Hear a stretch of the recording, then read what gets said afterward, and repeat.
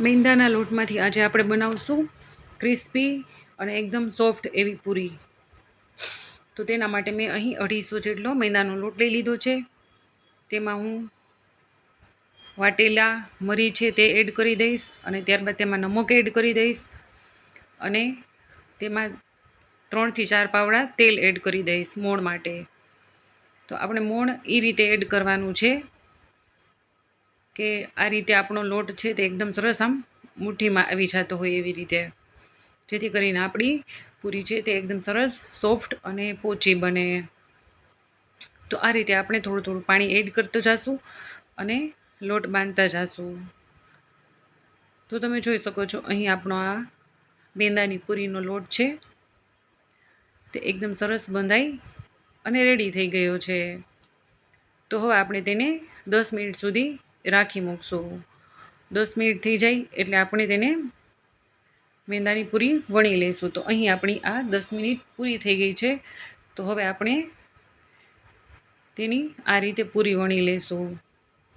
એકદમ સરસ નાનું લૂવું લેવાનું છે આ રીતનું, અને આપણે તેની નાની એવી પૂરી વણી લેવાની છે. તો અહીં હું આ રીતે પાટલી ઉપર પૂરી વણી લઈશ અને વણી લીધા પછી તેને હું આ રીતે વચ્ચે વચ્ચે આપણે કટ આપી દઈશું, જેથી કરીને પૂરી છે તે એ ફૂલે નહીં.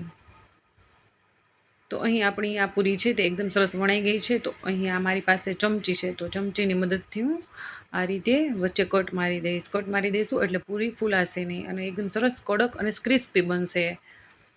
તો આ રીતે આપણે બધી જ પૂરીને વણી લેવાની છે અને મેં અહીં બધી જ પૂરી આ રીતે વણી લીધી છે. તો હવે મેં એક લોયામાં તેલ ગરમ કરવા મૂકી દીધું છે અને તેમાં હું આ રીતે પૂરીને બધીને તળી લઈશ. તો તમે જોઈ શકો છો અહીં હું આ રીતે બહુ ગેસની ફ્લેમ છે તે ફાસ્ટ નથી રાખવાની, મીડિયમ રાખવાની છે, જેથી કરીને પૂરી એકદમ સરસ પોચી બને અને સોફ્ટ બને. તો આ રીતે આપણે બધી જ પૂરીને તળી લેશું. ગેસની ફ્લેમ વધારે ફૂલ હશે તો પૂરી છે ને બળી જશે અને એટલી સરસ ખાવામાં ક્રિસ્પી નહીં લાગે. તો તેમાં છે ને તમારે ગેસની ફ્લેમ એકદમ સાવ સ્લો જ રાખવાની છે. ધીમા તાપે તળશો તો એકદમ સરસ તળાશે. તમે જોઈ શકો છો અહીં આપણી આ પૂરી એકદમ સરસ ક્રિસ્પી અને બહુ સરસ બની છે. ખાવામાં એટલી ટેસ્ટી લાગે છે. જો તમને મારી આ રેસીપી પસંદ આવી હોય તો લાઈક ને સબસ્ક્રાઈબ જરૂર કરી દેજો.